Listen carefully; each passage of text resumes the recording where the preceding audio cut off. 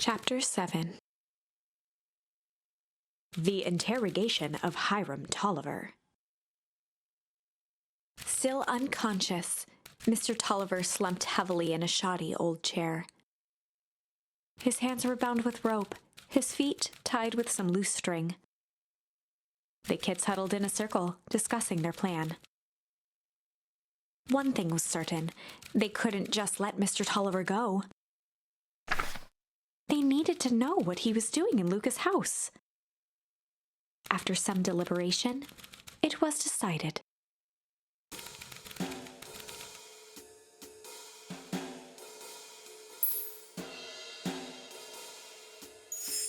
They'd run the classic good cop, chill cop interrogation.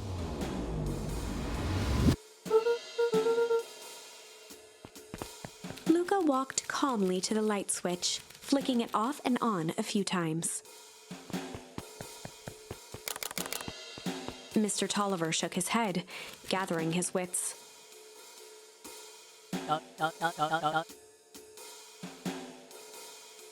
He looked over to find Luca, who returned a calming grin.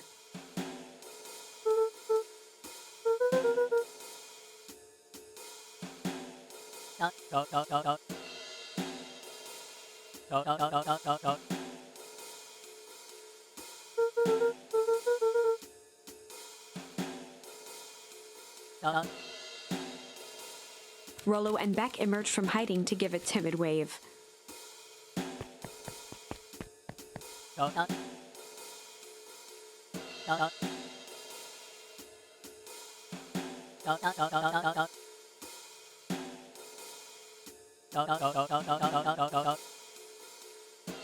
Luca glanced over to Rollo and Beck, who replied with skeptical looks.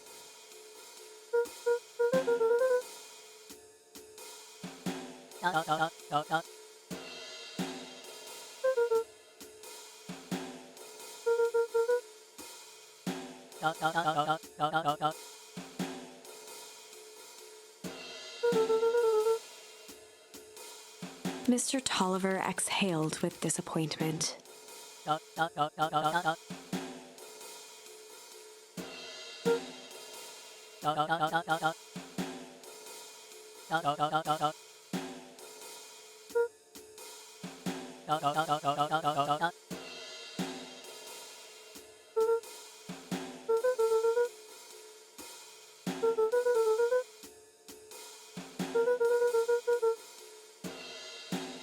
Luca gestured to the corner.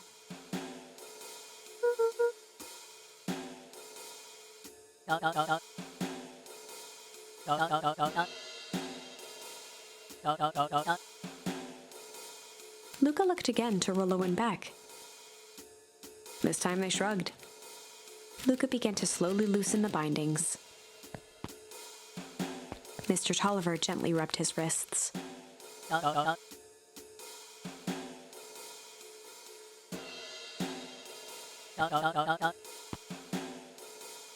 He edged imperceptibly toward the stairs as he spoke.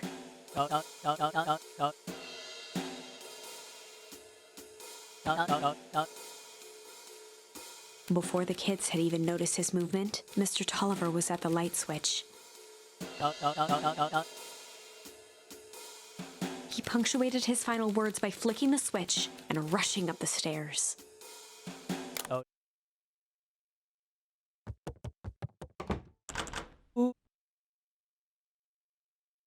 Beck darted to the wall and turned back on the lights. It was too late. Rollo confirmed what they all heard.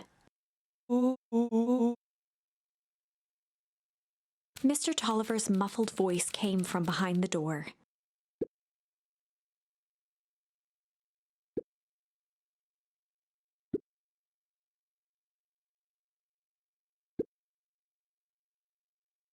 They looked bewildered at each other.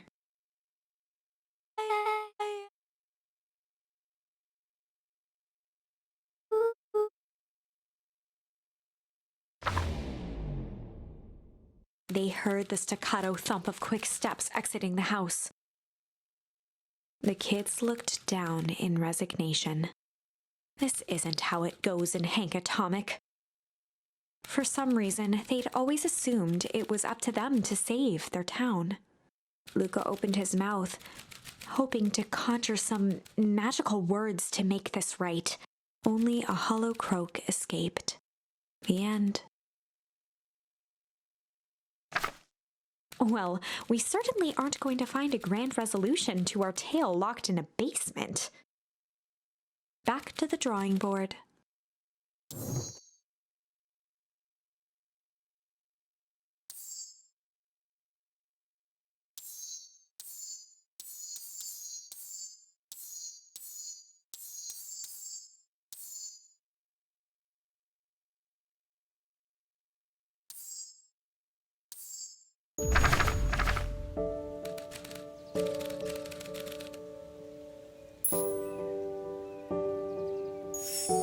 Luca began to respond, but the sky answered for him as the clouds above began to rumble with ominous thunder.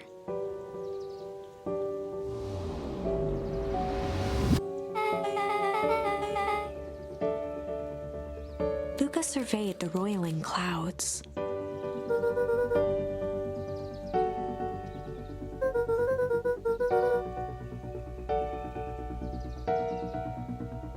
At that moment, the heavens opened up, unleashing torrential rain.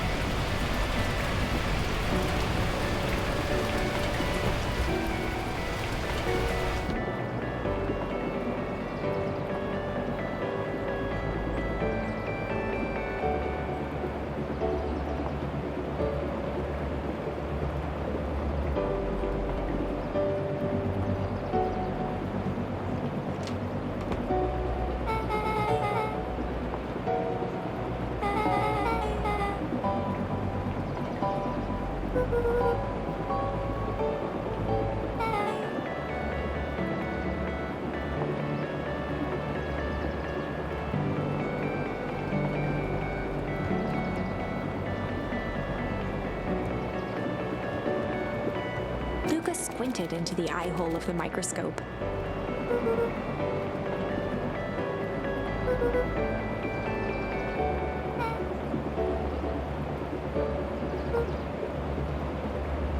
Luca adjusted the slide with his fingers to get a better look.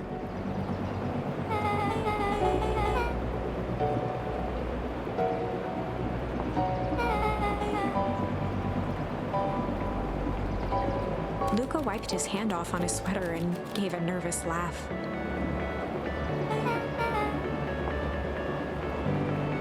Beck looked down, timidly tapping the ladder with her feet.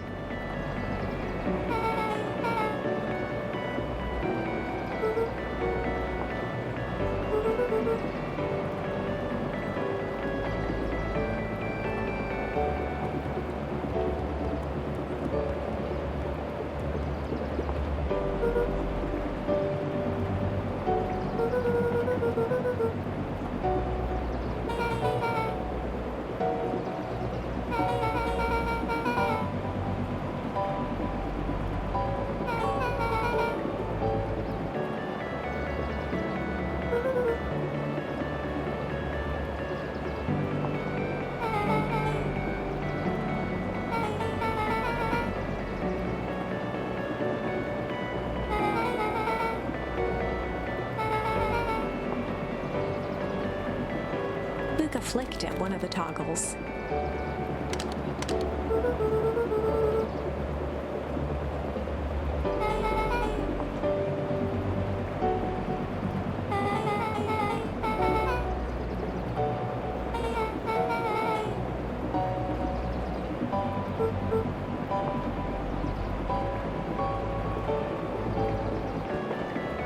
Luca bent down to examine the bouquet of wilting flowers. Judging by the odor, they were well past their prime.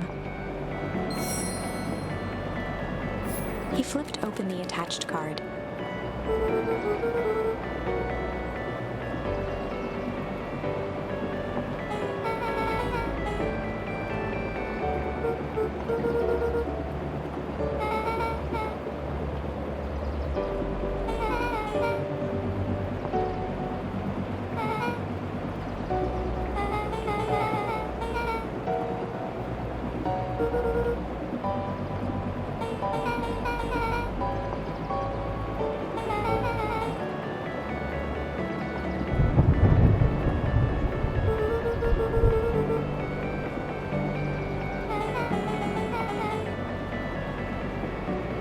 Beck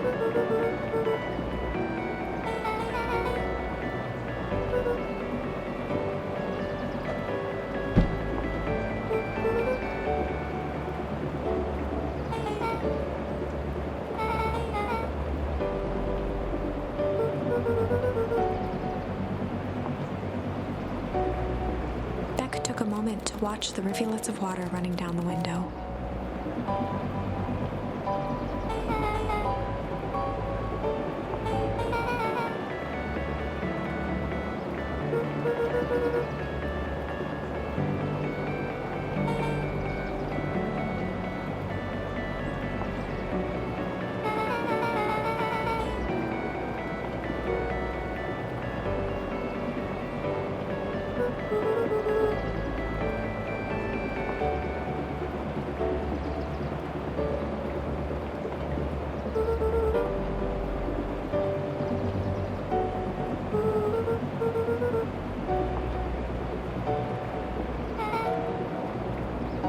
Luca took a deep breath, exhaling slowly.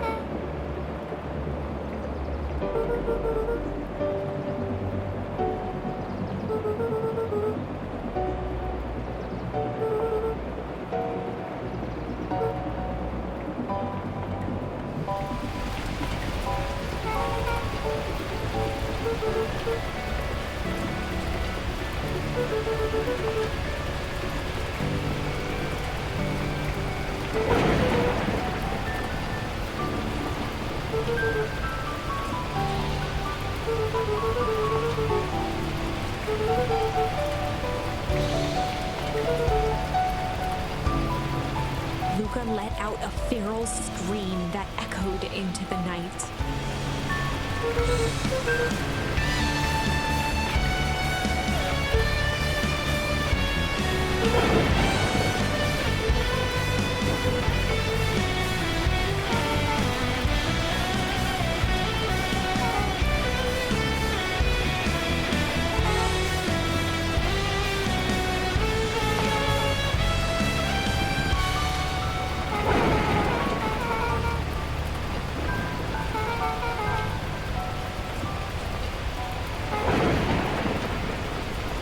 Her voice dropped to a trembling whisper.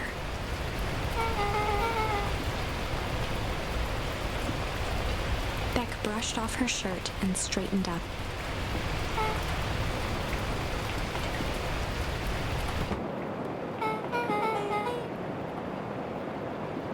As abruptly as it began, the storm abated.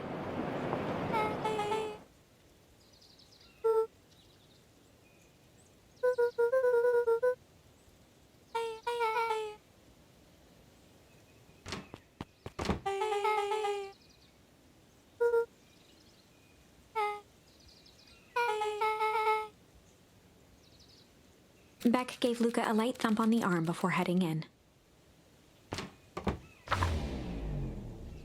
Chapter 5.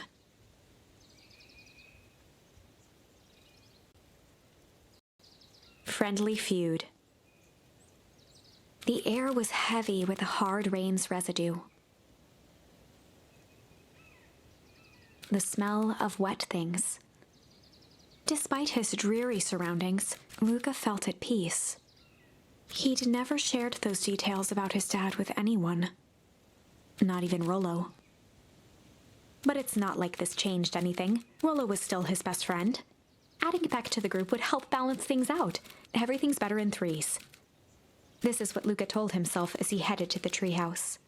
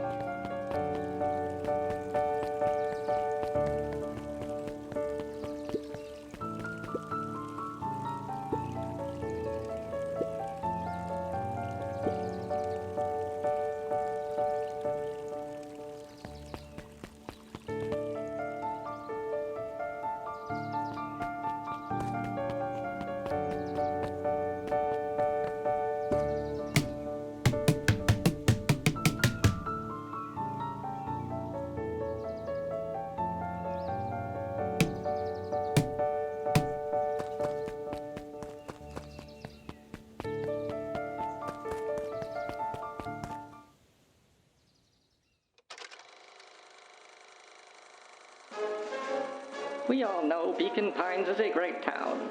What you may not know is great towns grow from mighty roots. And that is why you cannot tell the story of Beacon Pines without telling the story of one Shopper Valentine. Young Shopper's keen intellect and strong moral fiber led to a grand vision. A vision of a community dedicated to a better tomorrow. In his own words, a better tomorrow is within our grasp, but it requires a singular mind to harness it. Lucky for us, he decided to grow that vision here, in Beacon Pines. And how does one grow a better tomorrow? With fertilizer, of course. Valentine's Fertilizer Company became the lifeblood of a town yearning for purpose. But then tragedy struck, a scientific experiment gone wrong. An accident which took Shopper away from us far too soon. To this day, we struggle to pick up the pieces. But one foul harvest isn't enough to stop the people of Beacon Pines. The spirit of Shopper Valentine lives on. It lives in the hearts of everyone with a dream for a better tomorrow. Together, we will follow his example and grow a bountiful future. Paid for by the Valentine family and the Valentine Fertilizer Company Remembrance Fund.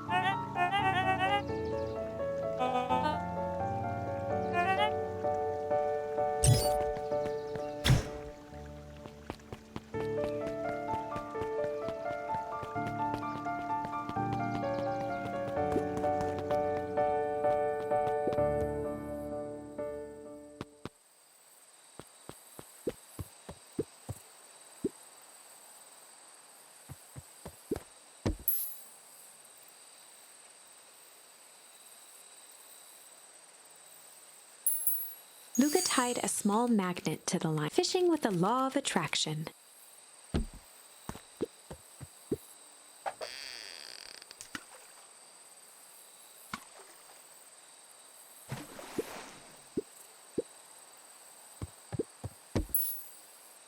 Luca tied tied a small fishing with the law of attraction.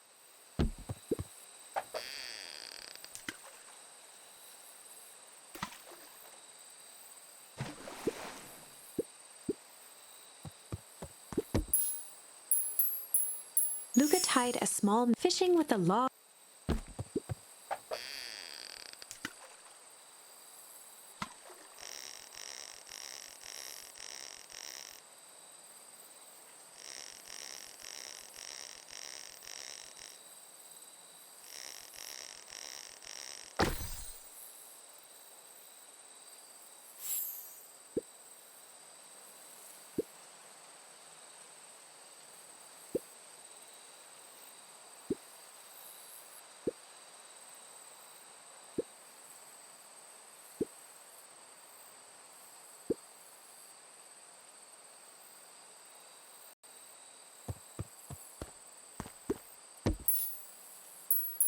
Luca wrapped some tape around the hook. Hey, you never know.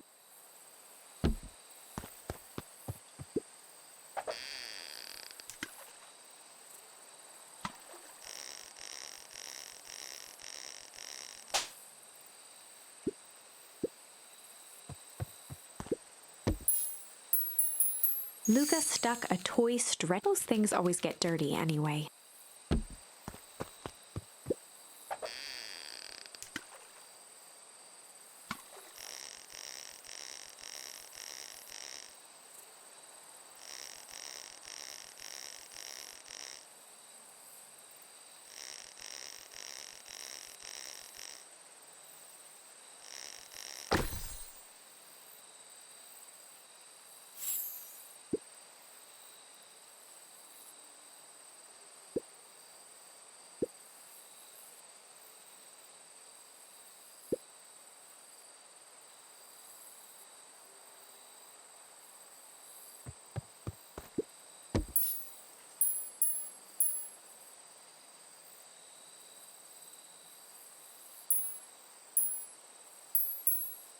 Luca wrapped some tape around the hook.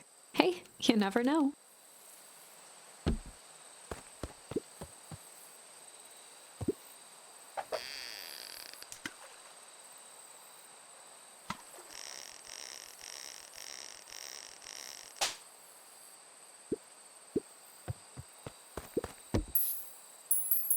Luca placed a sinker on the line. Sometimes the best stuff is at the bottom of the pond.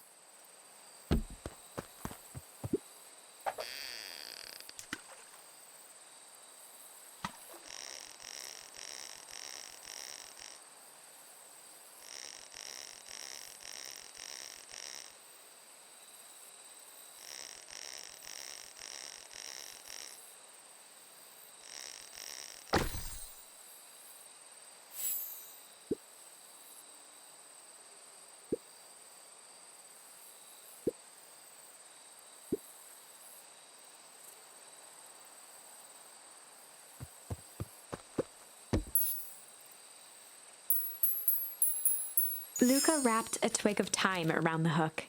Some fish have refined taste.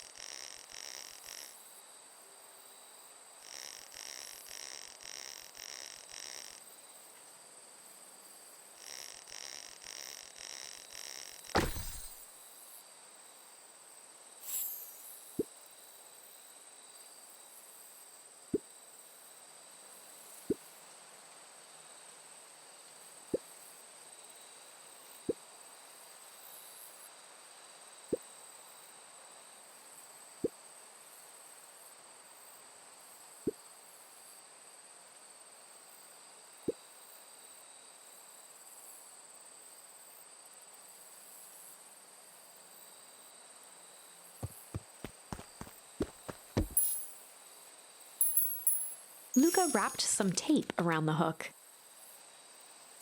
Hey, you never know.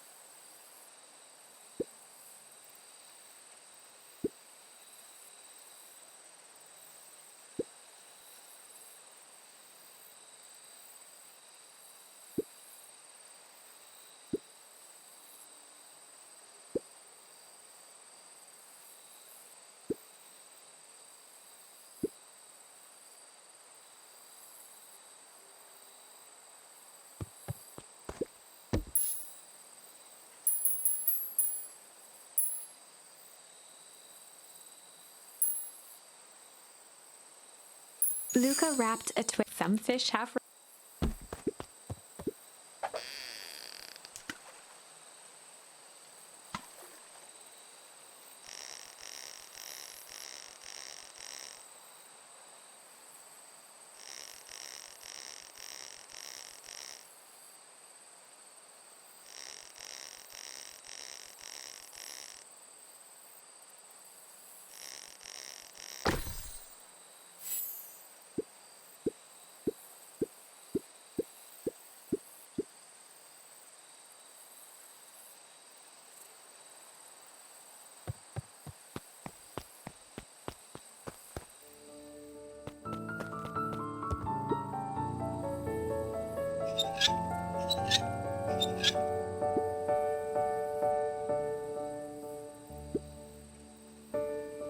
Luca had only ever heard him speak in this stiff yet gentle tone a few times.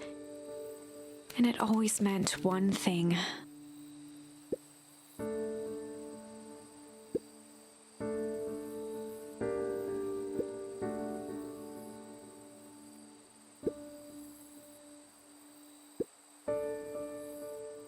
Rollo scoffed.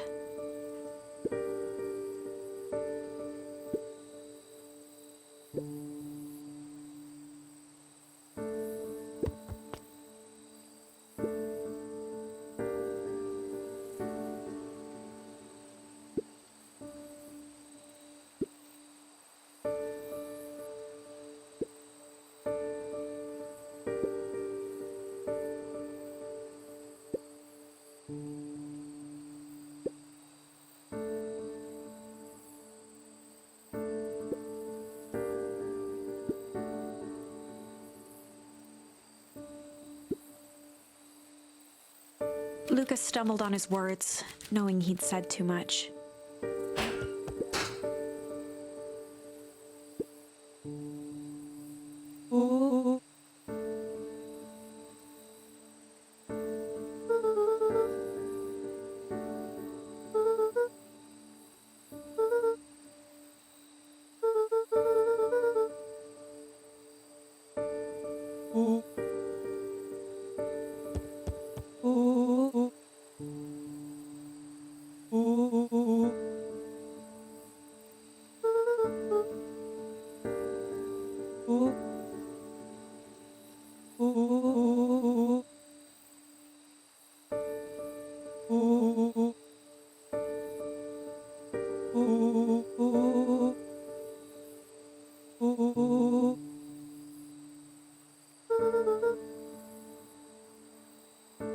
Luca became instinctively angry in response. Both boys were now shouting across the distance.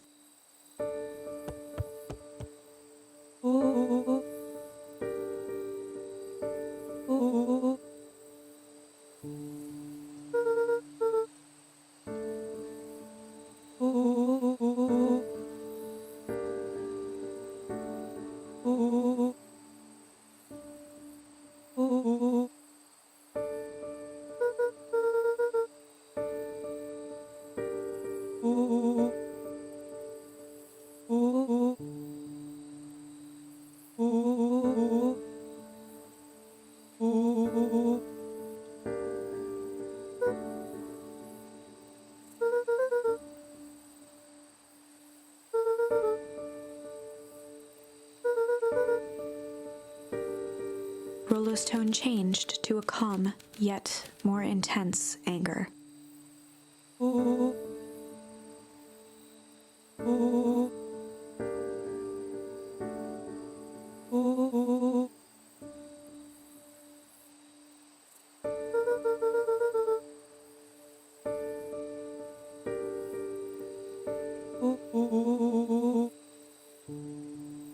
The words hung in the cold night air. Rollo's stomach dropped, knowing he'd crossed a line. But it was too late.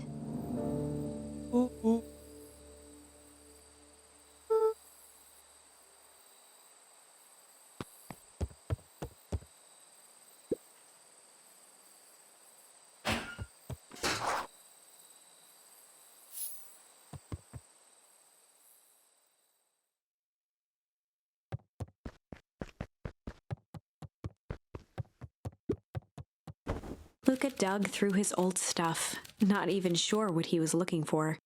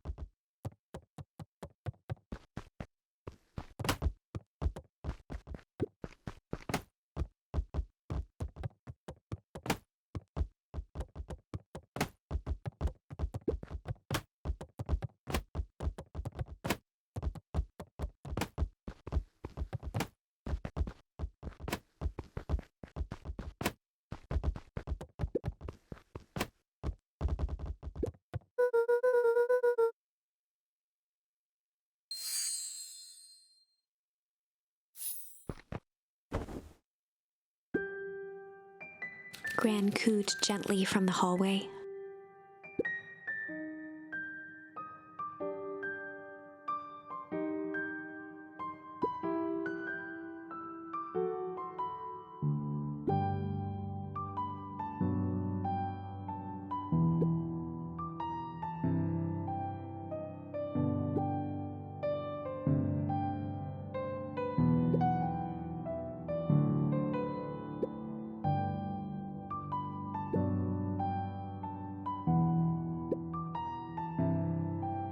Luca just wanted to be alone.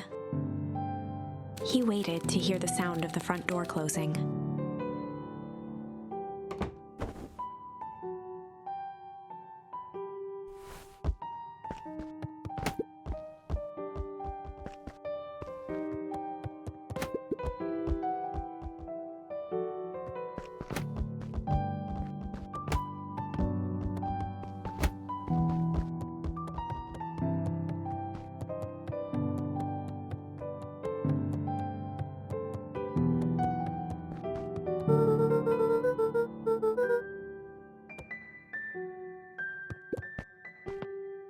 Luca dozed off again.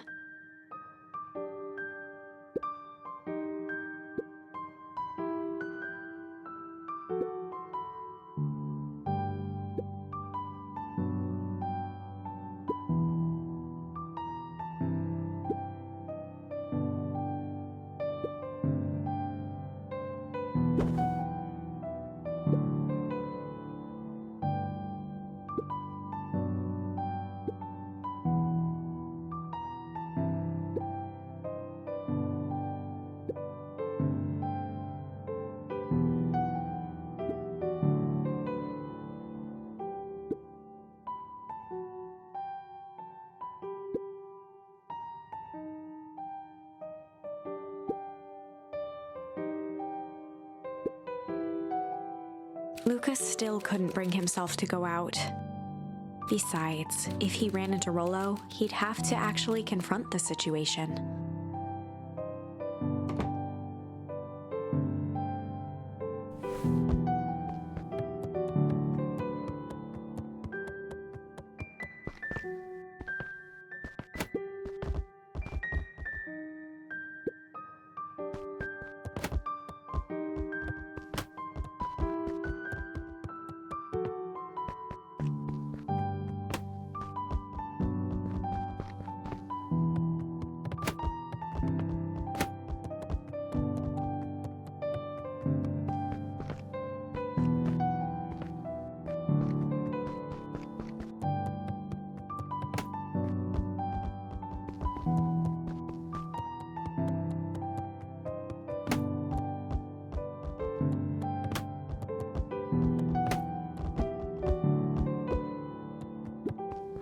The Adventures of Hank Atomic. Luca carefully opened the cover and began to read. Rollo had received it for his birthday.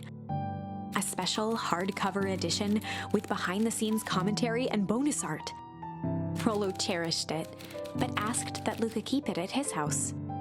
Luca wasn't sure if it was because Rollo didn't trust himself with it, didn't trust his sister around it, or just wanted an excuse to come hang out at Luca's more often.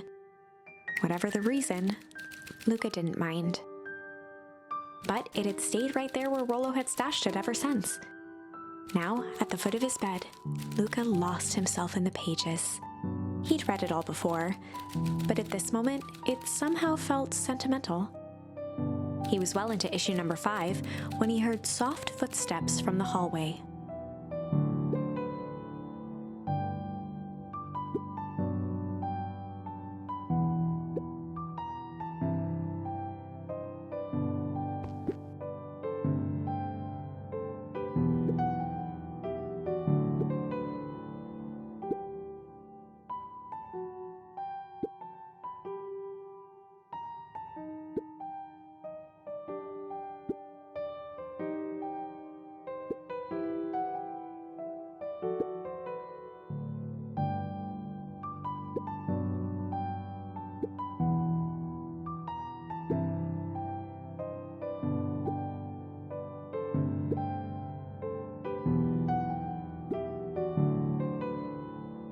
Without realizing it, Luca had pouted away the entire afternoon.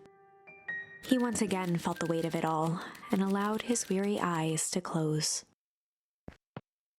Luca stood in a vast black expanse. He looked up at his father standing beside him.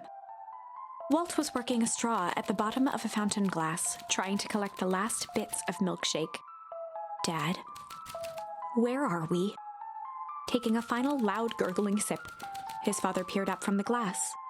He jangled the straw playfully with a warm smile, then lifted the empty glass as if to point into the darkness. "The source." Luca's eyes followed his father's gesture. In an instant, he was sitting in front of a blazing campfire.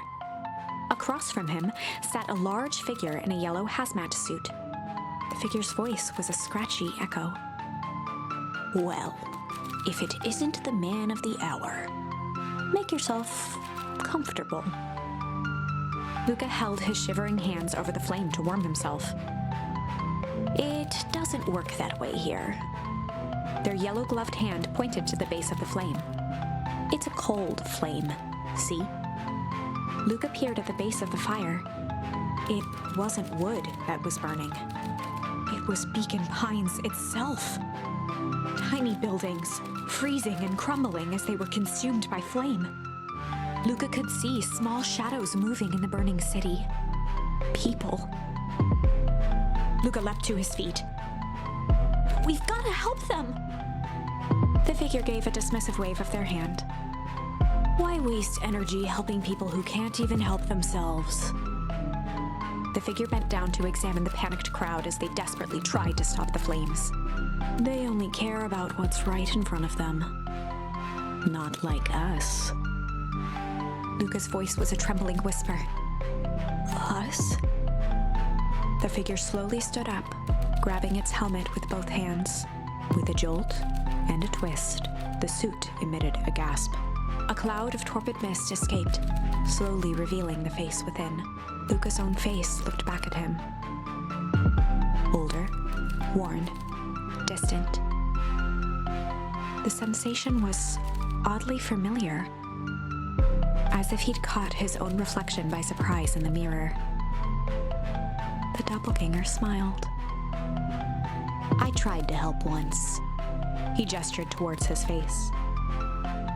"And all it got me was this." Luca staggered back. "You aren't me." Luca felt a hand catch his shoulder. His father was there again, beside him. "Every choice sets us on a path. This is the end of one of your paths, son." Luca watched his older self shake its head ruefully, its face twisting into a cruel grin. "Well, Dad, if you wanted him to see this, far be it from me to disappoint." Luca watched in shock as the figure took a confident step forward. and plunged into the flames. In a flash of cold light, he was gone. What does all of this mean? Luca felt a reassuring squeeze on his shoulder. Just remember, why we choose matters just as much as what we choose. Luca woke up to see a hazy figure at the foot of his bed, silhouetted in the morning sun.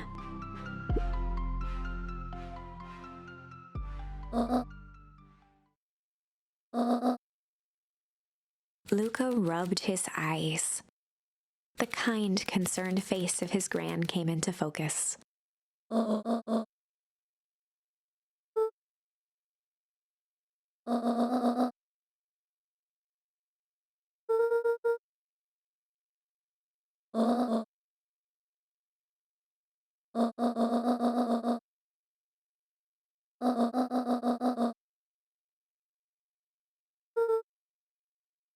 Gran silenced Luca with a gentle pat on the leg.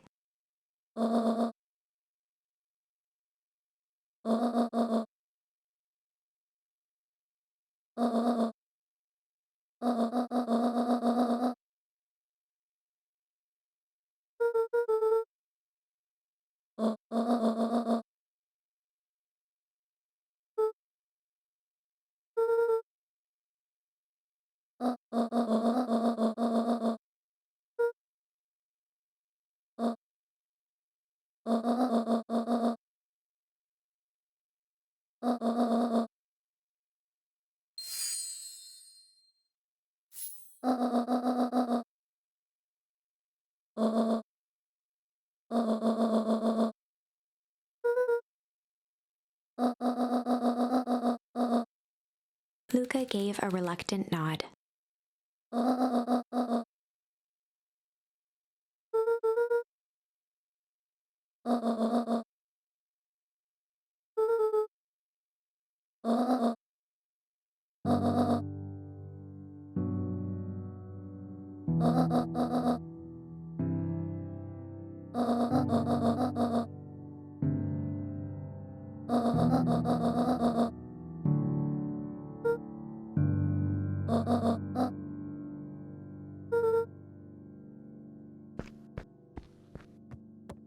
Luca took a deep breath.